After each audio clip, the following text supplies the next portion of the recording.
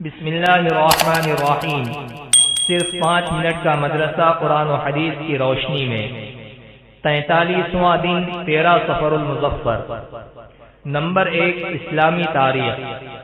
حضرت موسیٰ علیہ السلام کو تورات ملنا۔ اللہ تعالیٰ نے 4 مشہور آسمانی کتابوں میں سے تورات حضرت موسیٰ علیہ السلام کو بنی اسرائیل کی ہدایت کے لیے عطا فرمائی۔ ان کی قوم نے اس پر عمل نہ کرنے کے لیے حیلہ بازی شروع کر دی۔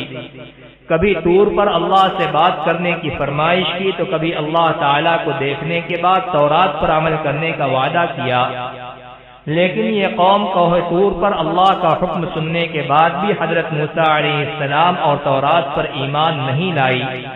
پھر کھلم کھلا اللہ کو دیکھنے کے مطالبے پر غضب خداوندی کی وجہ سے 70 افراد کو جلا کر ہلاک کر دیا گیا۔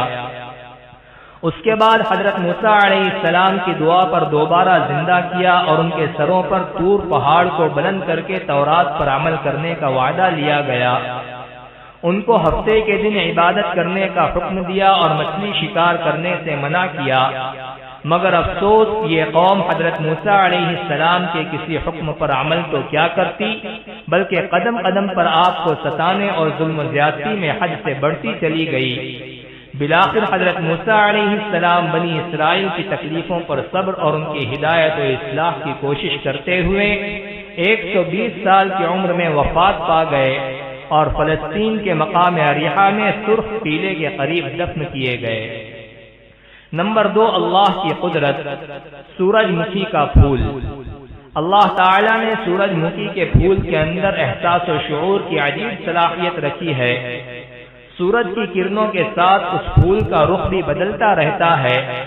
جب صبح کے وقت سورج نکلتا ہے تو اس کا رخ مشرق کی طرف ہوتا ہے اور دوپہر کے وقت اس کا رخ سیدھا آسمان کی طرف ہو جاتا ہے، یہاں تک کہ سورج غروب ہوتے وقت بالکل مغرب کی طرف گھوم جاتا ہے۔ سورج کی شعاؤں کے ساتھ اس پھول کو کون گھماتا ہے؟ بے شک اللہ تعالیٰ نے اپنے قدرت ہی سے اس نرم و نازک پھول کے اندر سورج کی گردش کے ساتھ اپنا رخ بدلنے کی صلاحیت پیدا فرمائی ہے۔ نمبر 3، ایک فرض کے بارے میں چند باتوں پر ایمان لانا۔ رسول اللہ صلی اللہ علیہ وسلم نے فرمایا، جب تک کوئی بندہ ان 4 باتوں پر ایمان نہ لائے مومن نہیں ہو سکتا۔ نمبر 1، اس بات کی گواہی دے کہ اللہ کے علاوہ کوئی عبادت کے لائق نہیں۔ نمبر 2، اس کی بھی گواہی دے کہ میں اللہ کا رسول ہوں، اس نے مجھے حق کے ساتھ بھیجا ہے۔ نمبر 3، مرنے اور پھر دوبارہ زندہ ہونے کا یقین رکھے۔ نمبر 4، تقدیر پر ایمان لائے۔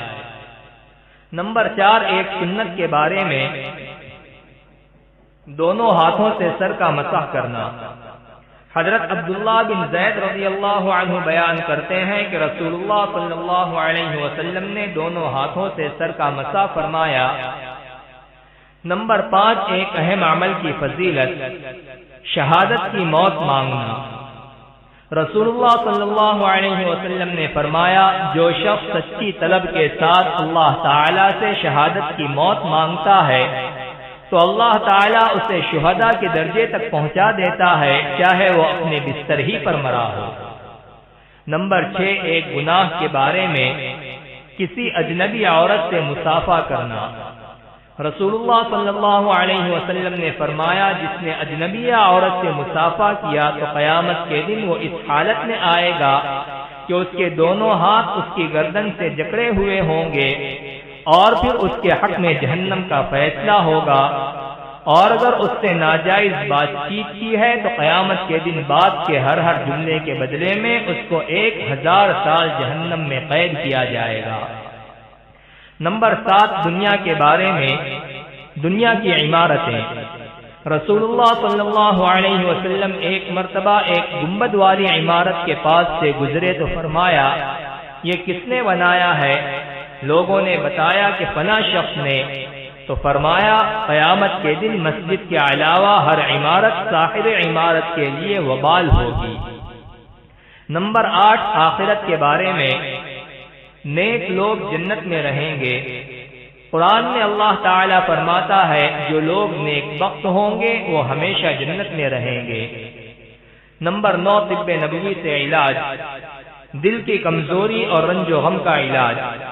حضرت عائشہ رضی اللہ عنہا فرماتی ہیں کہ رسول اللہ صلی اللہ علیہ وسلم کے گھر والوں میں سے جب کسی کو بخار آتا تو آپ صلی اللہ علیہ وسلم حریرہ استعمال کرنے کا حکم دیتے اور فرماتے کہ یہ رنجیدہ آدمی کے دل کو قوت دیتا ہے اور بیمار کے دل سے رنج و غم کو اس طرح دور کرتا ہے جس طرح تم پانی سے اپنے چہرے کے میل کچیل کو دور کرتے ہو۔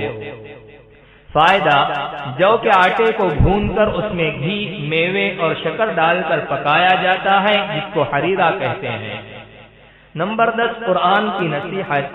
قرآن میں اللہ تعالیٰ فرماتا ہے مجھ کو تم نعمتوں پر یاد کرو، میں تم کو یاد رکھوں گا، اور میرے احسانات کا شکریہ ادا کرتے رہو اور میری نافرمانی نہ کیا کرو۔